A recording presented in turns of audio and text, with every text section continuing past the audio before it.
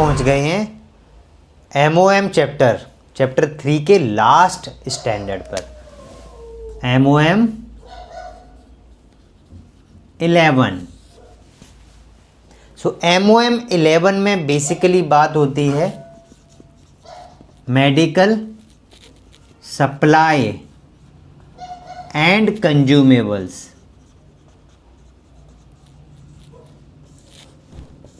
अब सबसे पहले ये जानना बहुत ज़रूरी है कि मेडिकल सप्लाई एंड कंज्यूमेबल्स है क्या। तो एज पर दी NABS डेफिनेशन जो आपका मेडिसिन है और आपके जो इम्प्लांट हैं ये एक्सक्लूडेड हैं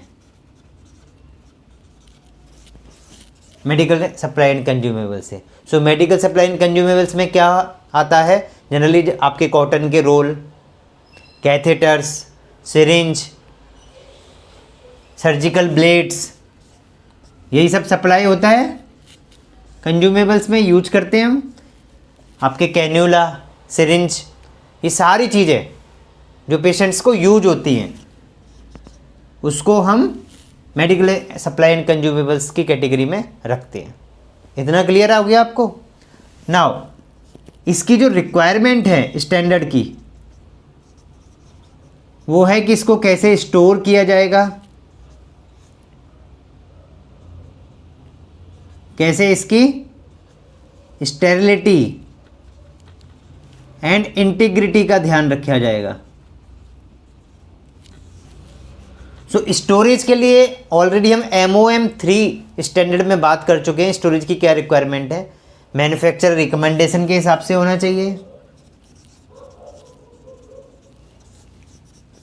क्लीन एंड सेफ एनवायरनमेंट होना चाहिए, ठीक है, साफ सुथरी जगह पर रखा होना चाहिए जिससे हम स्टेरिलिटी और इंटीग्रिटी को मेंटेन कर सकें। इस टाइप के आइटम्स के लिए कौन वेंडर हमने सिलेक्ट किया है, तो वेंडर का सिलेक्शन, उसका इवेल्युएशन भी हमें करना होगा, ठीक है। और इस टाइप के आइटम्स को, मेडिकल सप्लाई एंड कंज्यूमेबल्स को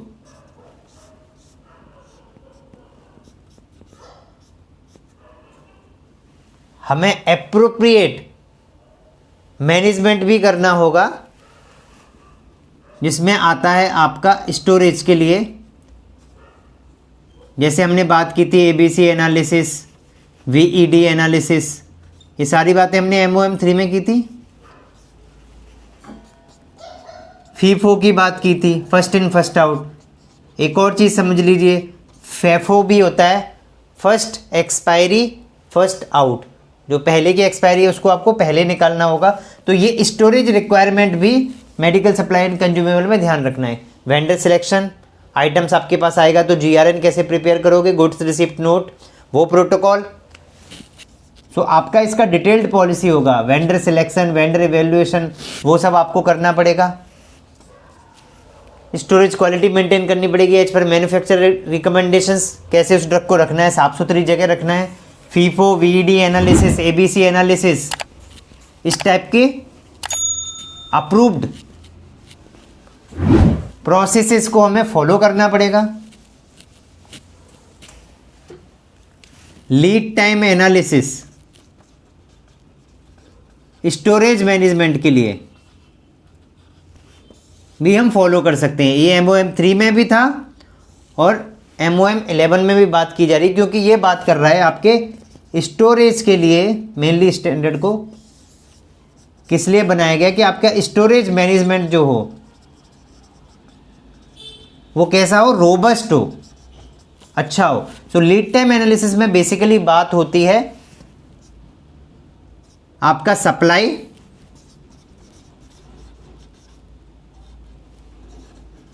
delay and reorder delay. So अगर हमको ये निकालना है लीड टाइम एनालिसिस, तो हमको supply delay plus reorder delay को ऐड करना होगा, सम अप करना होगा। क्लियर है। तो सप्लाई डिले क्या है, अगर मैन्युफैक्चरर ने, जो सप्लायर है, उसने आपको बताया हुआ है कि अगर आप मुझे ऑर्डर दोगे तो मुझे कम से कम इस मेडिसिन को प्रिपेयर करने में या कंज्यूमेबल्स को कहीं से पिक करने में और उसको प्रोसेस करने में, आपके पास भेजने में 7 दिन का टाइम लगता है, तो 7 डेज का डिले हो गया supply delay and reordering delay. Reorder delay हो गया कि आपको पता है कि 7 दिन लगते हैं सप्लाई होने में और आप ऑर्डर कर रहे हैं 3 दिन पहले, आपके पास, या आप ऑर्डर 7 दिन पहले भी कर रहे हैं लेकिन आपके पास स्टॉक बचा ही नहीं है, 1 या 2 आइटम बचे हुए हैं, और अगर वो डेली कंज्यूम होते हैं तो 7 दिन के लिए आपके पास, या 5 दिन के लिए 1-2 दिन आपके पास स्टॉक है 1-2 मेडिसिन, तो 1-2 दिन तो चल गया आपका, 5 दिन आपके पास स्टॉक आउट हो जाएगा। सो स्टॉक आउट ना हो इसके लिए सप्लाई डिले का ध्यान में रखना है, रीऑर्डर लेवल सेट करना है। रीऑर्डर लेवल हम पहले भी बात कर चुके हैं, क्या होता है, मेरे पास कितना आइटम बचेगा तब मैं दोबारा ऑर्डर कर दूंगा, क्योंकि मुझे ये ध्यान रखना है कि इस आइटम को आने में इतना टाइम लगने वाला है और ये जो आइटम मेरे पास बचे हैं ये कितने दिन के लिए स्टॉक है, कितने दिन के लिए चल जाएगा। उस चीज़ को ध्यान में रखते हुए हमें अपना storage of medical supply and consumable का पॉलिसी बनाना होगा, अदरवाइज स्टॉक आउट हो जाएगा और स्टॉक आउट होने की वजह से पेशेंट केयर में प्रॉब्लम आ जाएगी। तो इस चीज़ का आपको ध्यान रखना है।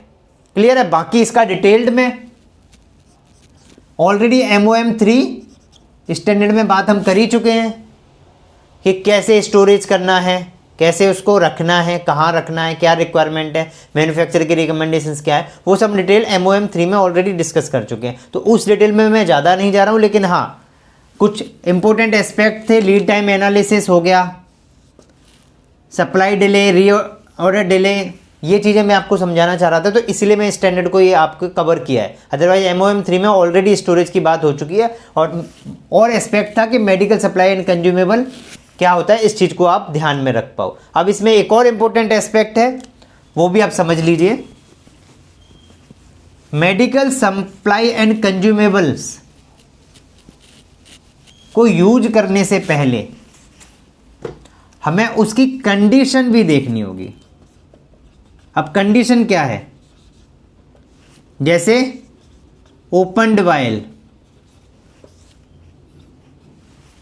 अब आप डिस्पेंस करने जा रहे हैं और देखा कि जो वायल तो ओपन ही है, तो उसकी स्टेरिलिटी मेंटेन्ड नहीं है। डैम्प रोल,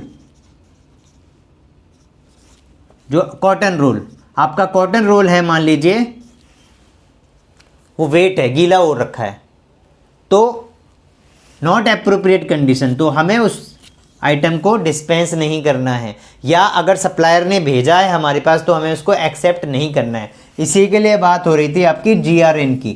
GRN क्या होता है, गुड्स रिसिप्ट नोट। आपको रिसीविंग लेने से पहले आइटम्स की उसको चेक करना है, वेरीफाई करना है और उसके बाद ही GRN बनाना है। अगर ड्यूरिंग चेक वो आइटम फिट नहीं हो रहा है, मान लीजिए आपने रिक्वायरमेंट दी थी A और आया है V, तो आप उसको रिजेक्ट कर सकते हैं।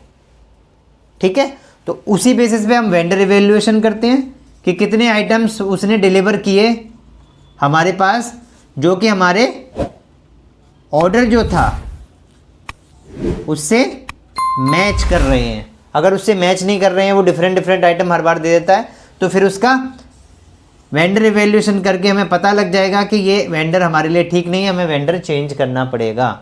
या क्वांटिटी कंप्लीट नहीं देता है वो, या क्वालिटी ठीक नहीं है उसके आइटम्स की, तो भी हमें वेंडर चेंज करना पड़ सकता है या मैन्युफैक्चरर चेंज करना पड़ सकता है, क्योंकि वो आइटम हमारी पेशेंट केयर के लिए ठीक नहीं है। क्लियर है? सो ये MOM चैप्टर आपका कवर हो गया इस स्टैंडर्ड के साथ। Any doubt? ठीक है फिर, थैंक यू।